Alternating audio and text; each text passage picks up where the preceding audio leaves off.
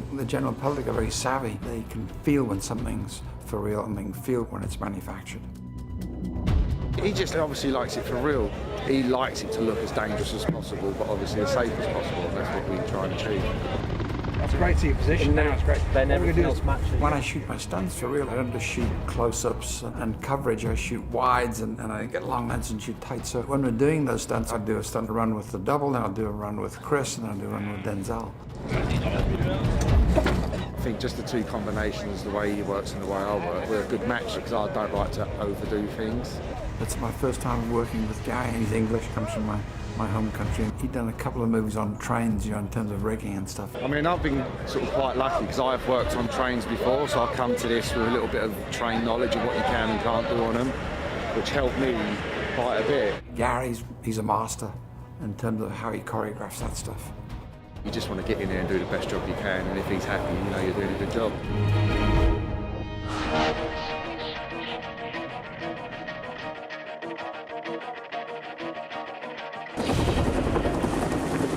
Obvious way to get at a moving object that's doing 70, 80 miles an hour is to come in by helicopter from the air. Our idea came from research, and I said this would be a great punctuation in the movie to actually try and blow this guy in and see if he can actually climb aboard and shut the train down. And actually the guy that we used, he just came back from Afghanistan after 2 tours. He was a real vet, and he'd only been home a week. He couldn't believe he just got off the plane from Afghanistan, and he's in this major movie.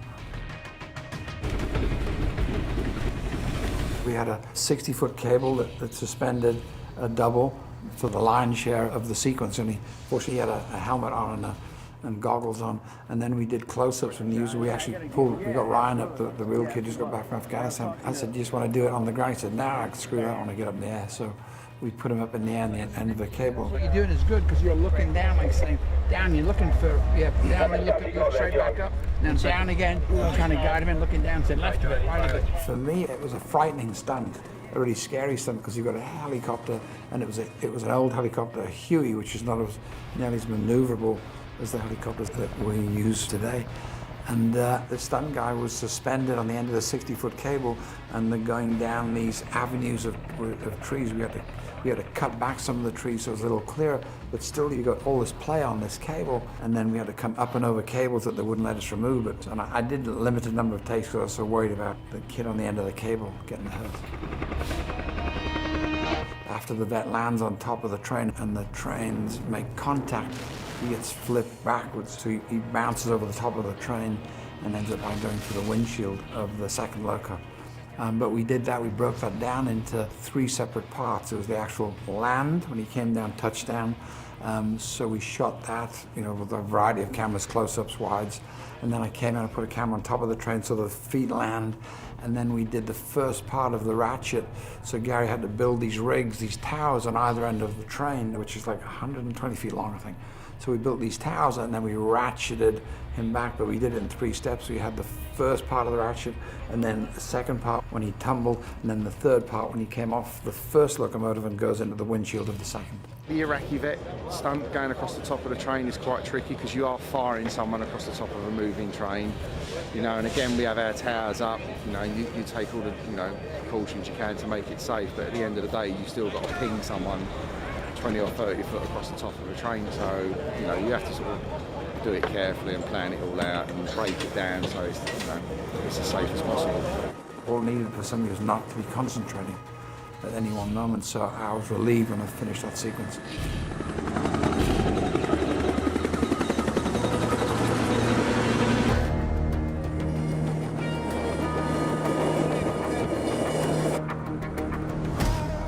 Coming into the back of the train, I wondered, how can I make this more exciting? And when we were scouting, I saw these grain cars sitting there on the siding, and I said, got it. So the idea was it comes in too hot, and when it hits, it fractures the seals, which is possible, and that's where you had this grain storm. Fire! Yes, that's the deal. Joe, that's the deal for the wide shots, brilliant. But it made it that much more exciting, and I nearly panicked and nearly didn't do it because it was such a major headache, because the the actual grain car itself, we had to put big fans inside there, and we had to put explosive devices, so when it first hit, there's this huge explosion of grain, and I want to say it was grain, it was actually sugar puffs and potato flakes.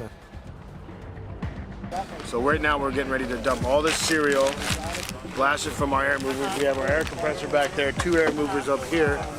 We got a guy on each air mover, and we're going to be blasting Chris Pines with cereal.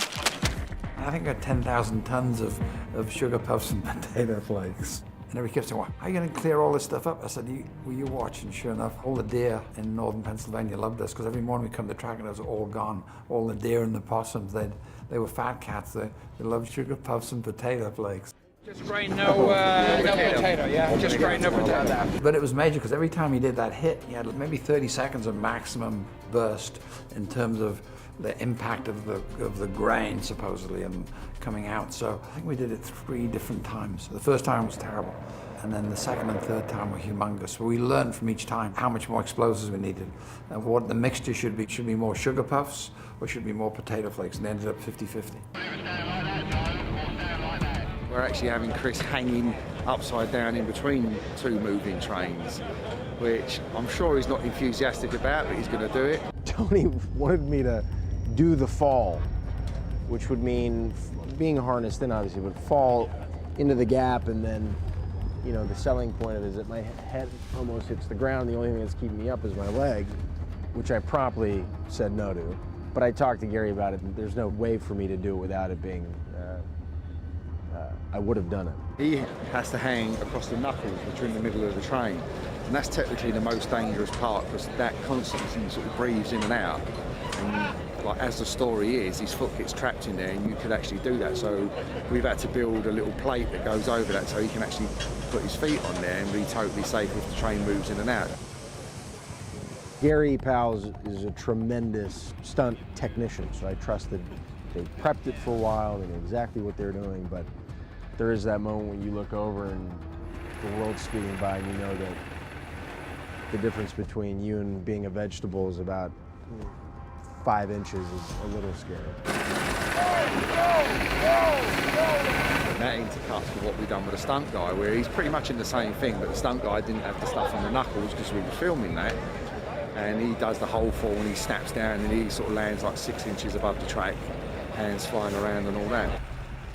So you'll see in the film his leg gets caught, scream, and then he falls, and that's Daniel, and then you'll see my head pop in the frame. But that alone, you know, it's like you have to be, you're strapped in between 2 million-pound train cars going 40 some odd miles an hour, and your head's over all this rocky ballast. No matter who you are, it's not something you'd want to wake up and do first thing in the morning, sort of thing. So I'm sure he'll have fun though.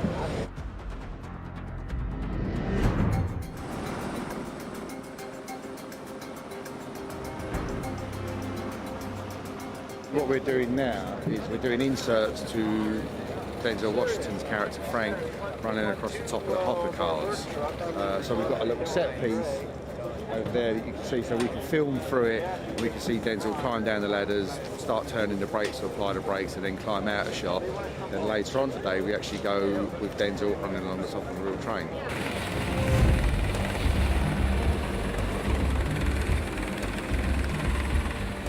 "50 miles an hour. I'm running across the top of a train, hanging off the side of it. I want you to know it was really me up there, hanging off the side of a train. I was standing up there, we're picking up speed, and I have to run across the top of it. And I'm going, what am I doing? With a helicopter flying about 10 feet over my head behind me.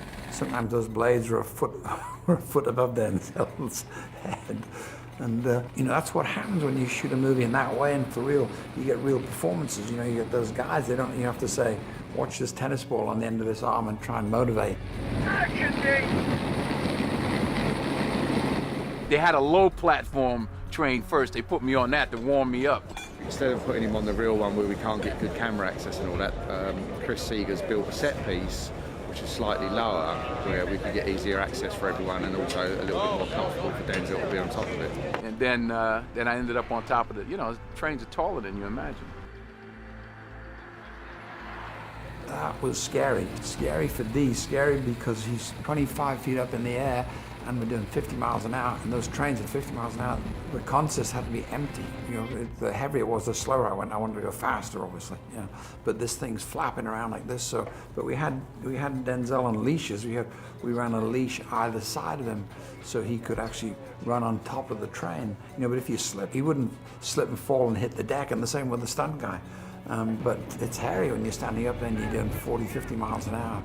For big wide shots, where I actually got D to do a run, because even on the wide shots I'd get my long lens that I could get in this close on Denzel running, and then get Denzel out and get the double to run that same section of track. I did it though, didn't I? Did I do it? I did it. I hope you got it on film. All right.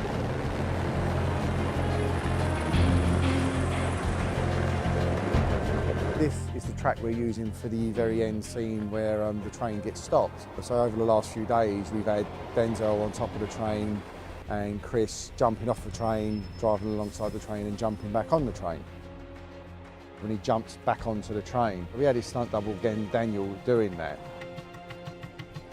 We sort of had different scenarios for the way we was going to do it. You know, you could have a cable onto the train. Because of the way the road is, it's a little bit tricky, because we can put a cable from the train to the guy on the truck, but at some point he has to jump, because obviously the road and the train track separate, and also being it as a train and the road sort of widens and narrows where he can actually track alongside it.